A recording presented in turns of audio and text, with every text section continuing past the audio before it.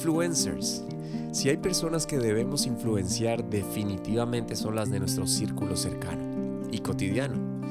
Familia, esposa e hijos, para los que somos padres y estamos casados, pero también para aquellos que aún no, con quienes compartimos con quienes compartes gran parte del día, en tu trabajo, en tu estudio, donde vives. O si eres parte de la iglesia, qué bueno siempre ser un influencer de Jesús, marcando la diferencia para bien. Bienvenidos una vez más al podcast Entre Palabra y Canciones. Mi nombre es César Méndez y estamos estudiando la serie Actos de Adoración. ¡Vamos adelante! Y ahora mi generación conocerá tu salvación. Cambiaste mi historia, Jesús, tú eres mi gloria. Tu gracia me alcanzó, tu sangre me redimió. Cambiaste mi historia, eres digno de honra. Y ahora mi generación conocerá tu salvación. Cambiaste mi historia, Jesús, tú eres mi gloria. Tu gracia me alcanzó, tu sangre me redimió.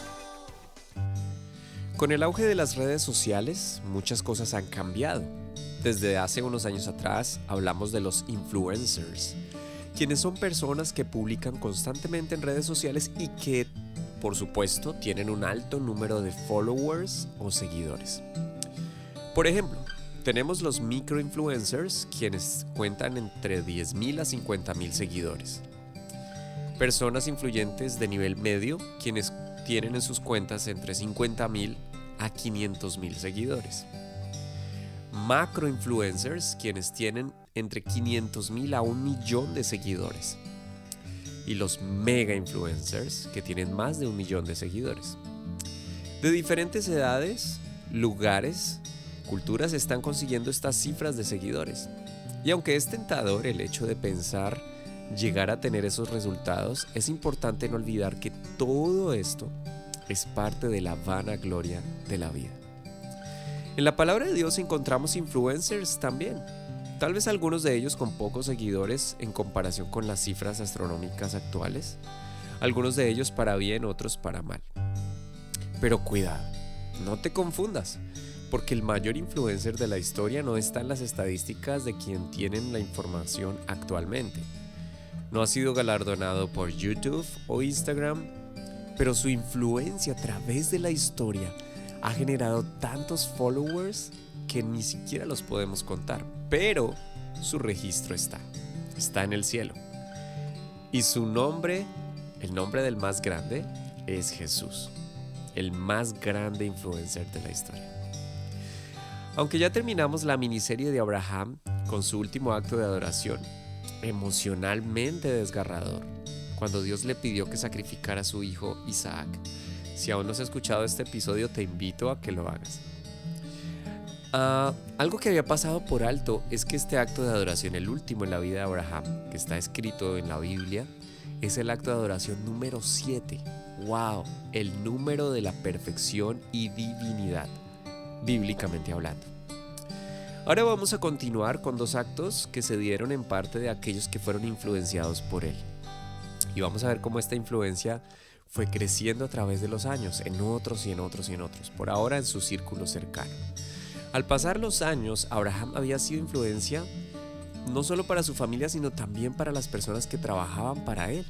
Todos los que vivían en su casa fueron testigos de su vida, inclusive cuando Dios le pidió en esa señal del pacto, como fue la circuncisión, Abraham hizo que todos los que estaban con él, fueran extranjeros o no, debían hacerlo.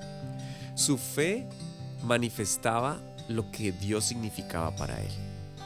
Su transitar por sus viajes, donde ofreció sacrificios a Dios, fue generando esa influencia de a poco en todos los que le acompañaban. Dentro de sus más allegados colaboradores aparece su mayordomo Eleazar, quien era de Damasco y era su más antiguo colaborador. Y aunque su nombre no aparece en este relato en el que vamos a tener en cuenta hoy, suponemos que es el mismo por la descripción que se da y por la misión que tuvo. Era una misión sumamente importante. Debía encontrar esposa para Isaac, el hijo de la promesa. Debía ir muchas millas de viaje hasta Ur de los Caldeos, hasta la Mesopotamia, y de ese lugar traer la futura esposa para Isaac. Abraham no quería que Isaac tomara esposa de las culturas paganas que les rodeaban. Anhelaba que fuese de su parentela, lo que nos pone a pensar que en esa parentela, en esa familia de Abraham que estaba viviendo en Ur de los Caldeos, en la región de Mesopotamia, había temor o algún conocimiento por el mismo Dios que Abraham adoraba. Y por otro lado, no quería que Isaac intentara regresar a la tierra de la que Abraham había salido. Era necesario que se quedara en la tierra de la promesa. Así que vamos a ir a la lectura de hoy, en el libro de Génesis, capítulo 24, donde dice: era Abraham ya viejo y bien avanzado en años, y Jehová había bendecido a Abraham en todo. Y dijo Abraham a un criado suyo, el más viejo de su casa, que era el que gobernaba en todo lo que tenía: pon ahora tu mano debajo de mi muslo, y te juramentaré por Jehová, Dios de los cielos y Dios de la tierra, que no tomarás para mi hijo mujer de las hijas de los cananeos entre los cuales yo habito, sino que irás a mi tierra y a mi parentela y tomarás mujer para mi hijo Isaac. El criado le respondió: quizá la mujer no querrá venir en pos de mí a esta tierra. ¿Volveré pues tu hijo a la tierra de donde saliste? Y Abraham le dijo: guárdate que no vuelvas a mi hijo allá. Bueno, hay un acuerdo que queda aquí entre ellos. Recordemos que en estas culturas los acuerdos de palabra eran muy honrados, supongo que aún lo es, inclusive en ocasiones con la vida misma. Eran acuerdos que se respetaban a través de los años. Y este trato en particular, que era casi a manera de orden de Abraham hacia su siervo y mayordomo, el más importante, era algo de suma importancia. En los pasajes siguientes puedes ver por qué también era el mayordomo. Una persona diligente, sumamente responsable. Tuvo en cuenta todos los detalles dados por Abraham y finalmente emprende su viaje hacia Mesopotamia, hacia Ur de los Caldeos, de donde había salido Abraham.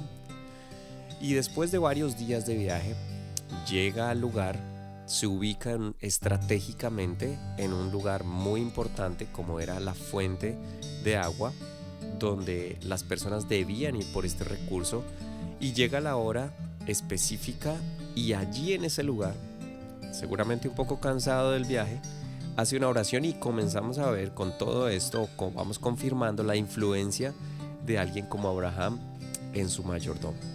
Versículo 12 del capítulo 24, y dijo: oh Jehová, Dios de mi señor Abraham, dame te ruego el tener hoy buen encuentro y haz misericordia con mi señor Abraham. He aquí yo estoy junto a la fuente de agua, y las hijas de los varones de esta ciudad salen por agua. Sea pues que la doncella a quien yo dijere: baja tu cántaro, te ruego, para que yo beba, y ella respondiere: bebe, y también daré de beber a tus camellos, que sea esta a la que tú has destinado para tu siervo Isaac, y en esto conoceré que habrás hecho misericordia con mi señor. Wow, si alguien te pregunta cómo pedir algo en oración, creo que aquí tenemos un muy buen ejemplo de lo que puede ser una oración detallada. Esta sí que es una gran enseñanza. Cuando oremos a Dios, primero abramos nuestro corazón con sinceridad y expresemos con nuestras palabras lo que hay en él. Igual nos sobra recordar que Dios, aunque ya lo sabe todo, le agrada escucharnos. Es una constante que confirmamos en su palabra. Nuestra sinceridad es de su agrado.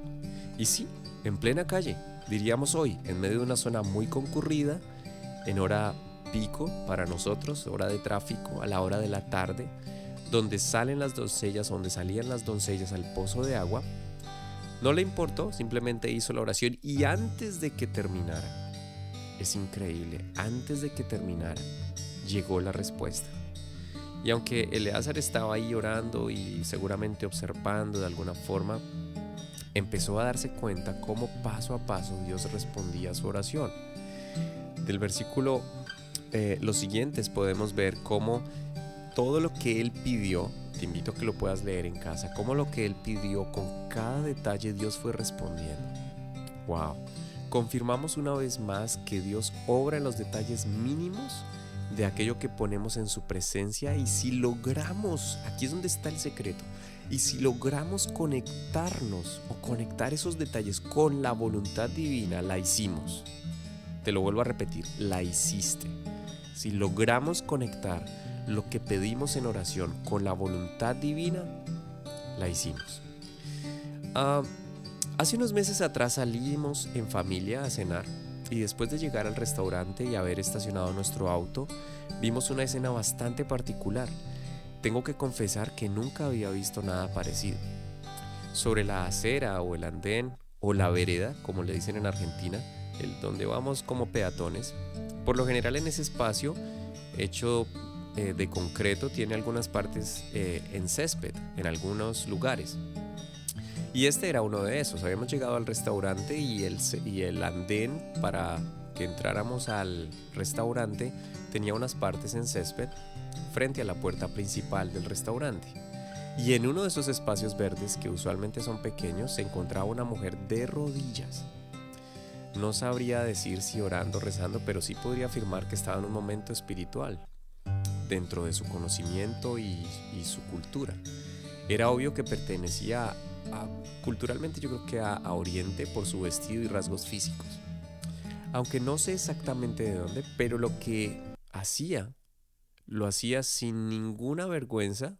Recuerdo que inclusive tuvimos que pasar muy cerca de ella porque estaba cerca la entrada. Mis hijos preguntaron con asombro: uy, papi, ¿y esto qué significa? Y yo les hice señal con el dedo en mi boca que guardaran silencio, que tuvieran respeto, que no hicieran la pregunta ahí. Y volvieron a preguntar: ¿está orando? O mejor, a afirmar. Esto nos hizo reflexionar acerca de cómo a veces podemos ser opacados por el qué dirán. Pero también hay personas que no les interesa el qué dirán. Lastimosamente, la mayoría que no les interesa lo hacen para mal. Y a veces pueden nosotros más la timidez o la vergüenza cuando se trata de demostrar a Cristo en nuestras vidas. No estoy diciendo que tengas que hacer lo mismo y te postres en la calle como lo hizo esta señora, o literal, como lo vemos que lo hizo el mayordomo de Abraham. Porque cuando él recibe la respuesta y se da cuenta de todo lo que está pasando, en el versículo 26 y 27 dice: el hombre entonces se inclinó, o sea, él recibió la respuesta de todos los detalles que él le pidió al Señor, y adoró a Jehová y dijo: bendito sea Jehová, Dios de mi amo Abraham, influencia de Abraham en él, que no apartó de mi amo su misericordia y su verdad, guiándome Jehová en el camino a casa de los hermanos de mi amo. Y entonces aquí empezamos a ver cómo todas las piezas se van uniendo, y la oración va tomando respuesta, va tomando fuerza, va tomando cuerpo, va tomando todo lo inimaginable en la vida de este mayordomo. Qué bueno poder observar y meditar en la influencia que había tenido Abraham en alguien como su criado. Abraham no lo estaba observando, ni había tecnología en esa época como para monitorearlo. Fue genuinamente que el siervo adoró en medio de la concurrencia de las personas. Fue tanta la emoción, alegría de ver la respuesta a su oración, de percibir la mano de Dios, el Dios de Abraham, su amo, que no hubo más que hacer sino adorar al Señor. Este acto de adoración se repite en el verso 52.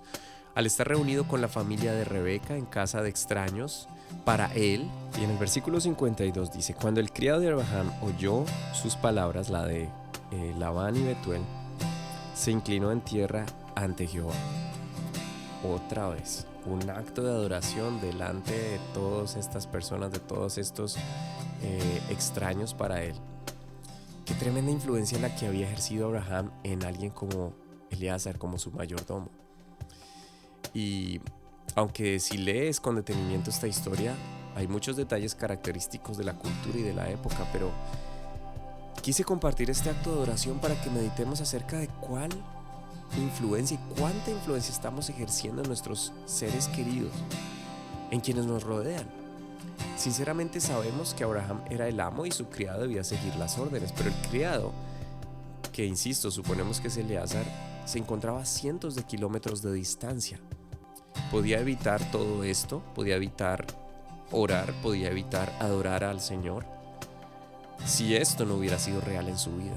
pero nos damos cuenta que era muy real, que la influencia que había dado Abraham en la vida de este señor, de este mayordomo, era tan real que lo había hecho postrarse delante de las personas, ante Dios, pero a la vista de las personas. Creo que en la época que vivimos, más que en cualquier otra, debemos levantarnos como familias, como iglesia, y ser factores de influencia sin miedo, con carácter, y que alumbre en nosotros la luz de Jesús en medio de esta sociedad corrompida y perversa, que a lo malo le llaman bueno y a lo bueno malo, o peor, tratando de generar duda y confusión en las generaciones más jóvenes.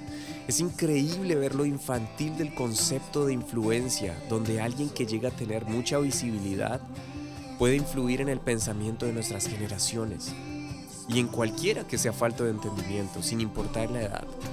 Te invito a que marques la diferencia en tu vida cuando adoras, cuando trabajas, cuando vas, cuando haces, cuando vienes. No se trata de ponernos como meta ser influencers de multitudes. Si no somos capaces de influenciar para bien a nuestro círculo cercano, permitamos que la influencia poderosa del Espíritu Santo de Dios en nosotros nos haga marcar la diferencia. Esto ha sido una vez más un acto de adoración muy especial de esta serie Actos de Adoración y del podcast Entre Palabra y Canciones. Bendiciones.